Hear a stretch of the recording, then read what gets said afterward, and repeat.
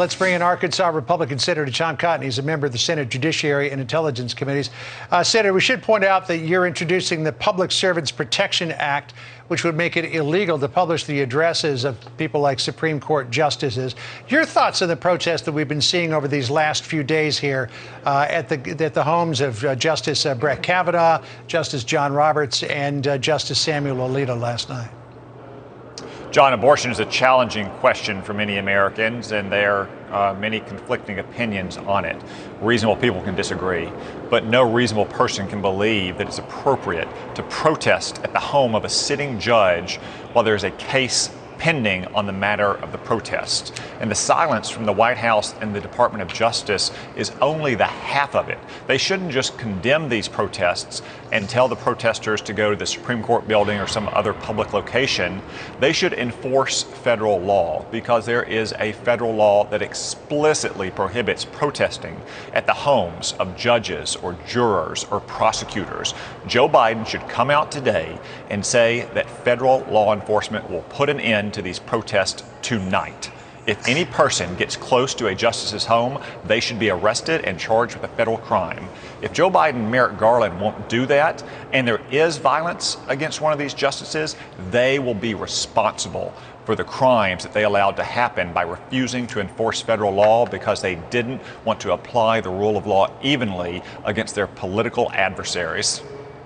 Senator Jackie Heinrich here, that statute you're talking about, Jen Psaki was asked about it yesterday in the briefing, and there's a very clear opportunity to just highlight that these protests, this picketing to influence the decision, the vote of a judge, is illegal.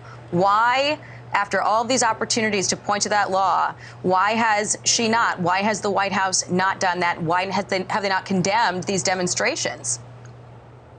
Jackie, the only thing one can conclude is that Joe Biden and Merrick Garland are politicizing and weaponizing federal law enforcement against their political and philosophical opponents.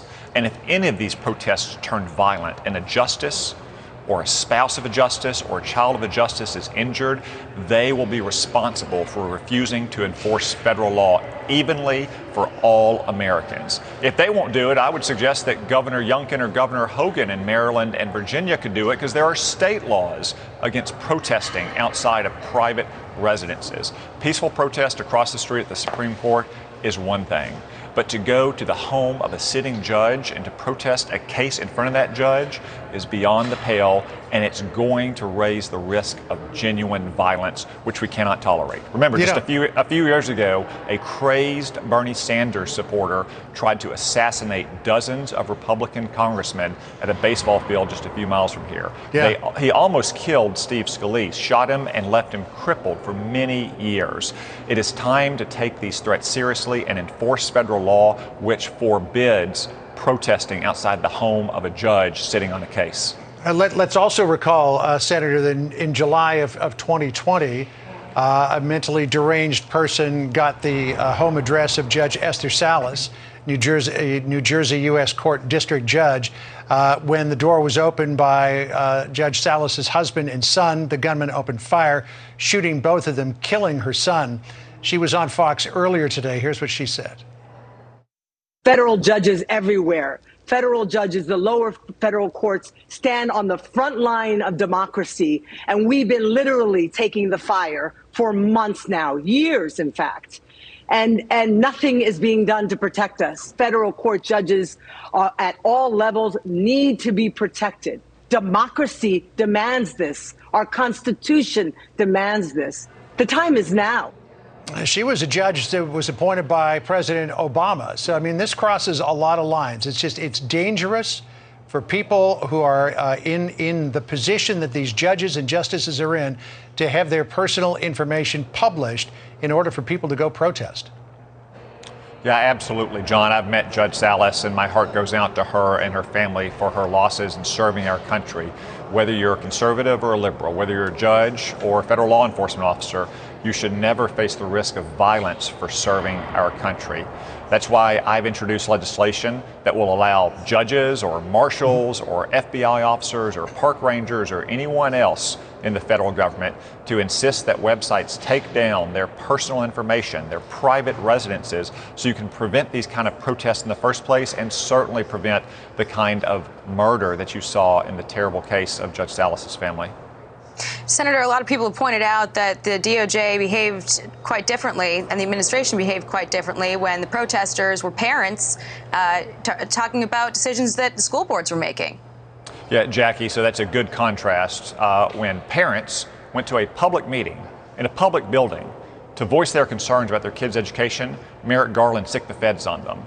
Now you have protesters marching at the private homes of Supreme Court justices about a pending case, and Merrick Garland is nowhere to be seen, refusing to enforce federal law evenly against members of both parties. For that matter, could you imagine what Merrick Garland and Joe Biden and the New York Times and CNN would be saying if it were large pro-life protests outside the home of Justice Sotomayor, Justice Breyer, or Justice Kagan, which would be no more appropriate than the protests we've seen the last few nights from these pro-abortion groups outside of center-right justices.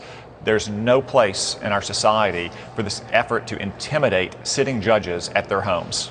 Senator, I wanted to get your thoughts on a different topic because we're going to be discussing this with Larry Kudlow and Gene Sperling, advisor to President Biden, coming up. But the president's speech earlier this morning on how he plans to tackle inflation and the decline in the economy, most of what he was doing was saying don't pay attention to the Republicans and whatever they say because they've got this ultra mega plan that is going to destroy America. He was referring to Rick Scott's plan. Have you signed on to that plan? No, I have not, John, but Joe Biden will blame anyone but himself for this inflation. I mean, he's blamed chicken farmers and the coronavirus and Vladimir Putin and everything else under the sun except for the one thing that all Americans know caused inflation, and that's Joe Biden's wasteful spending policies. Look, we had the coronavirus, we had supply chain shortages, we had work stoppages under the last administration. We didn't have inflation. Joe Biden took office and inflation started immediately. And the president also was talking about, his plans to bring down costs for Americans, which is, I guess, their way to address how to deal with inflation. But this plan has been stalled in Congress for months. I mean, Joe Manchin is not signing on to this because of inflation. Is there any more appetite to get any of this through? No, Jackie, there's not. The last thing we need to do when we have 40-year high inflation is to be spending another $5 trillion we don't have. The $2 trillion the Democrats spent early last year is one of the main causes of inflation. When you're spending more money on fewer goods, which we're still lacking because of supply chain shortages, it is simply a law of economics that you will have rising prices. And Americans feel it at the pump, at the grocery store, when they pay their bills, and Democrats are going to feel it on Election Day. And it is kind of ironic as well, Senator, that the reason why President Biden could say he lowered the deficit this year was because Congress didn't pass Build Back Better. Senator Tom Cotton of the great state of Arkansas, thanks for joining us. Appreciate it. Thank you. All right.